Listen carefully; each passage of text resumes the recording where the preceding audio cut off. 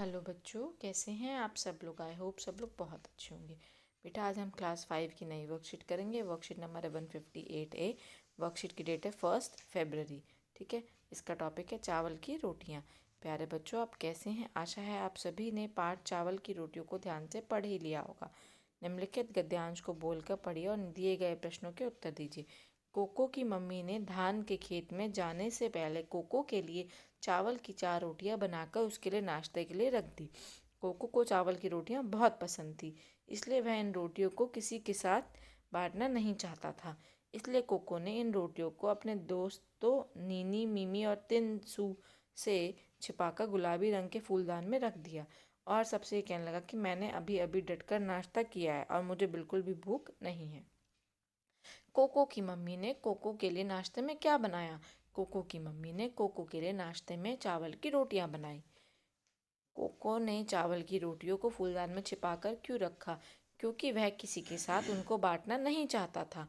Cocoa के घर उसके कौन कौन से दोस्त आए थे। कोको के घर उसके दोस्त नीनी, मिमी और तिनसू आए थे। कोको ने अपनी चावल की रोटियों को दोस्तों से बचाने के लिए क्या क्या तरकीबें लगाई। उसने क्या किया, उसने बोला मुझे कुछ खाने का मन नहीं कर रहा, मुझे भूख नहीं है, मैंने डटकर नाश्ता किया है। और उसने अपनी रोटियों को छुपाकर फूलदान में रख दिया था। बच्चों, आपने गद्यांश तो पढ़ लिया। अब ऊपर लिखे गद्यांश में आए गहरे रंग के सभी शब्दों को एक बार फिर से पढ़िए। जैसे ये सभी शब्द लिखे गए वाक्य को पूर्ण करते हैं। उदाहरण के लिए, कोको को चावल की रोटियां बहुत पसंद। अगर इस वाक्य में को और की ना हो तो वाक्य कुछ इस प्रकार होगा, कोको चावल रोटियां बहुत पसंद है। अधूरा लग रहा है ना। इन दो शब्दों को और की ने इस वाक्य को पूर्ण किया। शब्दों को आपस में जोड़ने वाले शब्द कारक चिन्ह या विभक्ति कहलाते हैं। ऊपर लिखे गद्यांश में आए गहरे रंग के सभी शब्द की, में, के लिए, से को कारक चिन्ह कहते हैं। अब इनको हम पूरा करेंगे। माँ ने कोको के लिए चावल की रोटियां रखी थी। कोको कोको ने रोटियों को फूलदान में छिपाकर रख दिया। यहाँ पे कोको ने रोटियों को फूलदान में छिपाकर रख दिया। अब थर्ड क्या है, कोको डैश माँ खेत डैश काम करती है। कोको की माँ खेत में काम करती थी। चौथा है, कोको डैश अपने मित्रों को झूठा बहाना बनाया। कोको ने अपने मित्रों से झूठा बहाना बनाया कि वो उसको भूख बिल्कुल नहीं है। ठीक है, कोको की मम्मी ने उसके लिए चावल की रोटियां बनाई। आपके घर में चावल से क्या बनता है। एक तो प्लेन राइस बन जाते हैं, चावल जो दाल के साथ खाए जाते हैं। फिर खीर बन जाती है। उसके बाद चावल का डोसा बन जाता है, पुलाव बन जाता है, खिचड़ी बन जाती है ना। कितनी सारी चीज़ें बता दी मैम ने, आप ये सब लिख सकते हैं। खिचड़ी बन जाती है। ठीक है, इन पकवानों में से जो पकवान खाना सबसे अधिक है उसको बनाने के लिए आपको क्या क्या सामग्री चाहिए, उसकी विधि, वो आपको जैसे पहले नाम लिखना, फिर उस अपनी कॉपी में उसकी सामग्री और विधि ये आप खुद लिखेंगे जो जो आपको पसंद है। जैसे यहाँ पे तो खीर की फ़ोटो लिखी है तो आप खीर के लिए लिख सकते हो। ठीक है, अब आपको अपनी अभ्यास पुस्तिका जो आपको हिंदी की मिली उसका पेज नंबर 98 करना है ताकि आपको ये और अच्छे से समझ में आ जाए। बेटा अब हम ईवीएस की वर्कशीट पे चलते हैं जो हमारा इसी टॉपिक का 158B है। Looking around from tasting to digesting. Topic है from tasting to digesting. Taste करने से लेके हम कैसे खाना डाइजेस्ट करते हैं। नमस्ते प्यारे बच्चों, अपने मनपसंद खाने का नाम सुनते हमारे मुंह में पानी आ जाता है और हम मनपसंद खाने को गप से अपने मुंह में डाल लेते हैं। क्या आपने कभी सोचा है कि मुंह में खाना डालने के बाद खाना कहाँ जाता है।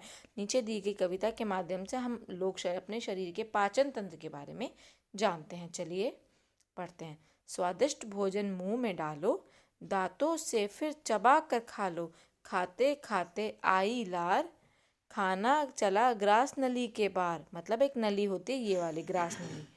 खाना धीरे धीरे नीचे आए, पेट में जाकर पेट भर जाए। ये पेट हमारा। छोटी आंत खाना पचाए, छोटी आंतें खाना पचाती हैं, पच के खाना आगे जाए। बड़ी आंत से होते होते मल द्वार अपचित भोजन बाहर भगाए। ठीक है, ये मल द्वार है हमारा।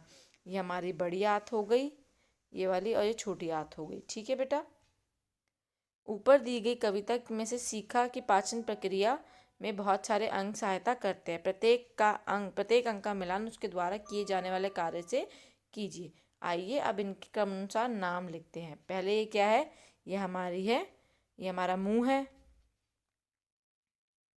ये हमारी ग्रास नली हो गई जिससे हम खाना नीचे देते हैं, ठीक है। ये हमारा पेट है, ये हमारी चौथी क्या है, छोटी आंत है ये वाली, जो अंदर अंदर ऐसे घुलती रहती है, ये बड़ी आंत है छठे नंबर पे। और ये है पांचवें नंबर पे मल द्वार, यहाँ लिखा हुआ है, ठीक है, ये आपको लिखना है। अब हमें देखना है मुंह में क्या होता है। मुंह से हम क्या करते हैं, इसके द्वारा पेट भोजन नहीं, इसके द्वारा बाहर निकल जाता नहीं तो हाँ, इसमें भोजन के बड़े टुकड़ों को छोटे छोटे टुकड़ों में तोड़ दिया जाता है, ठीक है। ग्रास नली के द्वारा भोजन पेट में जाता है, पेट में इसमें पाचक रसों की सहायता से भोजन का पाचन होता है।